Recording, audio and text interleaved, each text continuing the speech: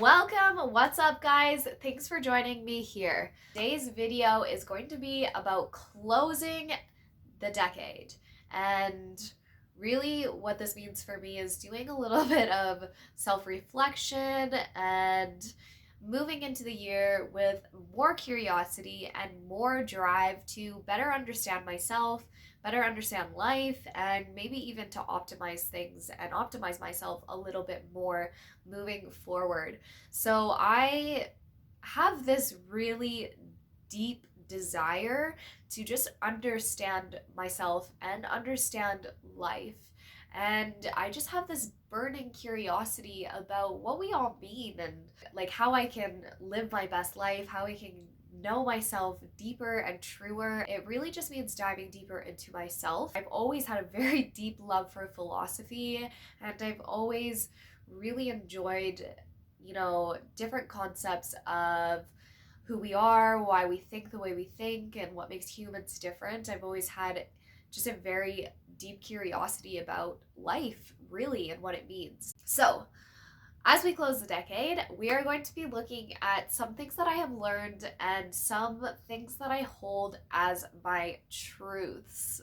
So, these are just different values and different ideas that are really paramount to who I am and things that I've learned more about and incorporated more into my life because I truly believe they're important and they have made me a better person and they have just helped me, carve out a life that I desire and I think is optimal for me. Love for me is a big deal. And this is not a sort of romanticized kind of love story love. For me, I hold love almost at the core of my being and everyone else's being. I believe love is what truly connects all of us. So I am a very empathetic person and I've always really connected with other people quite well, and the reason for this is because I really see myself in them. And I believe that we are all connected, and that by us being alive today, by us being breathing and living creatures, we are all connected because we all have that same sort of energy that brings us life. And to me, that energy and life force is love. So when I was growing up, I went to a Catholic school and I was around a lot of kind of Christian and Catholic influence. And how this reflected in my own life and what I took away from it, it was that God is love. So that's what I always resonated with.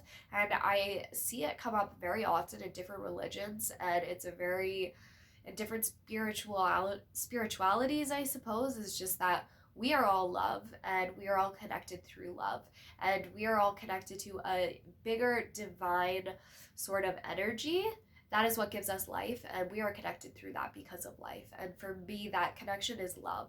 And it shows up my life in many different ways, and it will show itself in many different ways in life. I always say that love is the key to my happiness, and I hold it at a very core of my values because in order for me to be happy, I need to love myself. First of all, it comes down to loving myself and always moving towards self-acceptance and self-love. This has been very, very vital in learning about myself and how to successfully operate in this world, is that you have to have self-acceptance. You have to love yourself. So that's been very huge, and I think that is a lesson that I will always be learning, and I will always back myself up, is because I know love is so important, and the first place that you need to start that with is with yourself. In order for me to be happy, I need to love myself, and I need to have love in my relationships and around my life. And that is going to be key to my happiness. If I don't have this love for myself and love in my relationships and around me, then I'm not going to be that happy. That's just something that I know true of myself, and I believe that it could be very true to a lot of people. That is just who we are. We're human beings. We're here to love, share our stories and our experiences and our feelings, and share we just crave understanding from other people as well. Like we are social beings, and for me that comes down to the connection of love, that we are all love. Next, I'm a very optimistic person, and I've realized that this is a very positive very positive mindset to have. It's very, it really carries me through a lot of situations in life that might otherwise be very difficult or other people get very stressed out or overwhelmed about. I'm very lucky to have a very natural, optimistic mindset. So I wanted to dive deeper into that and have a better understanding of where this comes from and how I can fine tune it and how other people can also implement it in their life.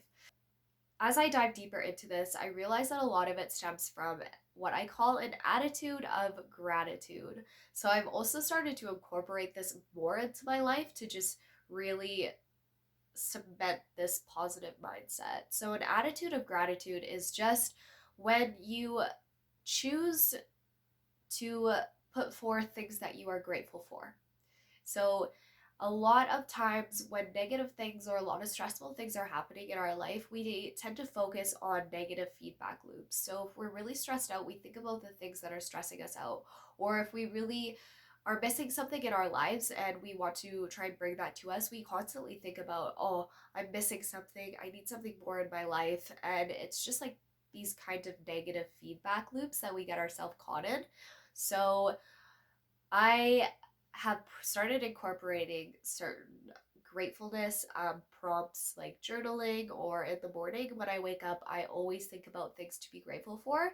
And usually it's from the day beforehand. So then that allows me throughout the day to find things that I am grateful for so that I can add and have it for the next morning. So this has just helped me really cement an attitude of gratitude, because this is just setting up the foundations of my mindset.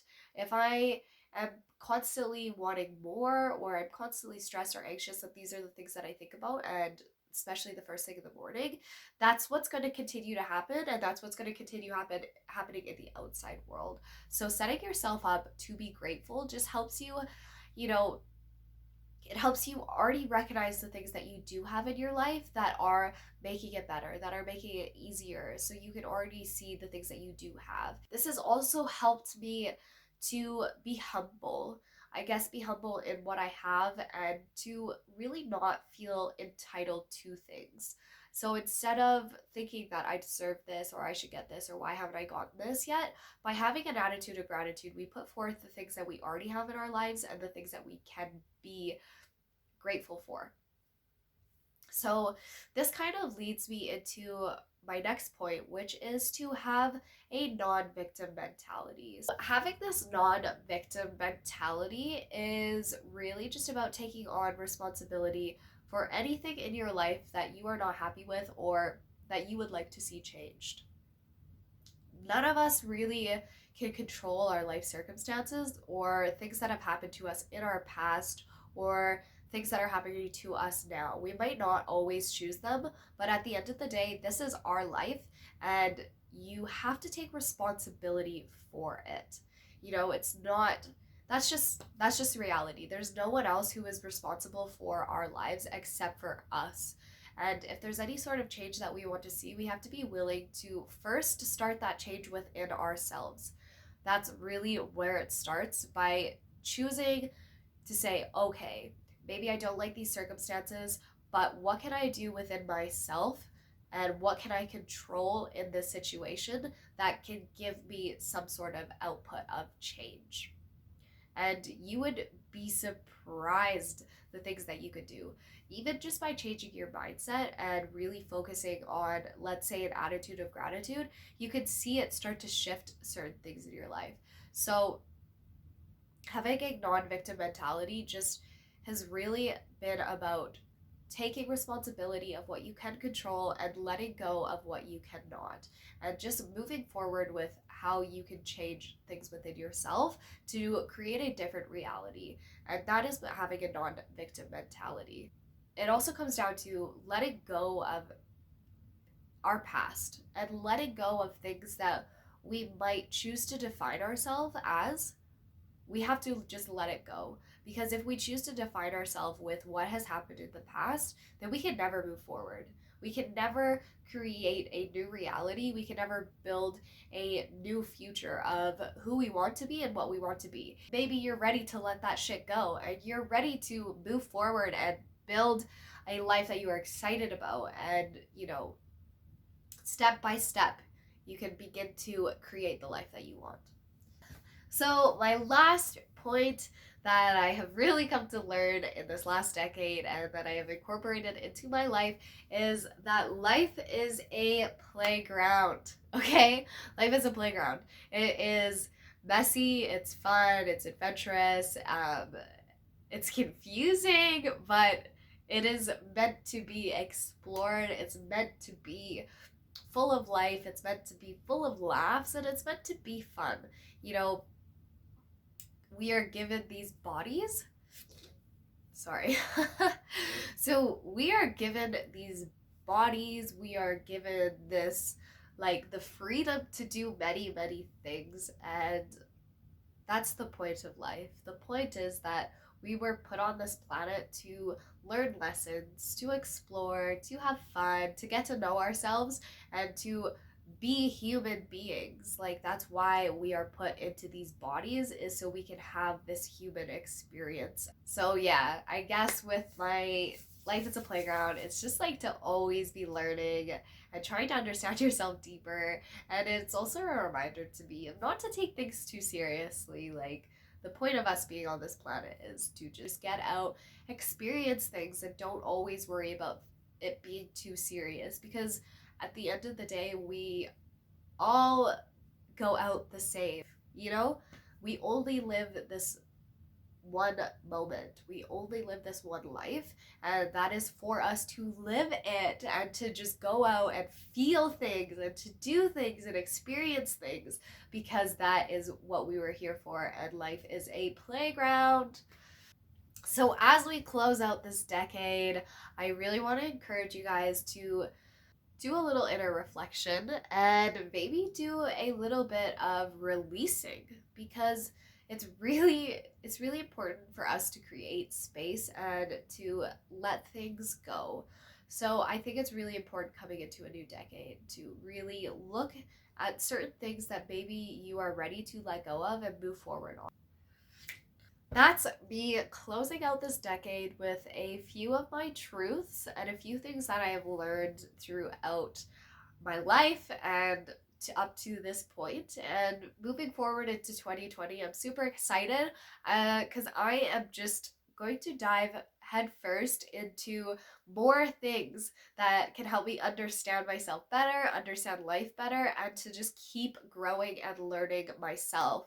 I'm also very excited because I want to share this journey with you guys and excuse me.